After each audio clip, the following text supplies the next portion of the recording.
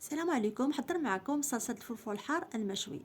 نضيفوا 4 حبات من الجزر، نقيوهم ونقطعوهم مكعبات ونسخنوا الفران من قبل وندخلوا الجزر يطيب. ملي يطيب لنا الجزر نخرجوه ونضيفوا معاه حبه واحده من البصل مقطعينها مكعبات و11 حبه من الفلفل الحار ونرجعوهم الفرن تقريبا مده الطياب كامل 45 دقيقه.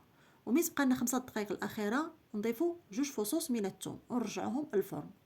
ومن دوزنا 5 دقائق نضيفهم فوق النار ونضيفوا 160 مليلتر من ماء الروبيني بارد،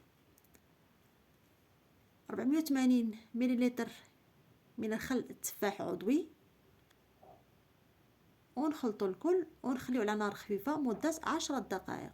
ومن بعد 10 دقائق نضيفوه في الخلاط ونطحنوا الكل حتى يولي كريمي ونقدموا الصلصه بالصحه والراحه.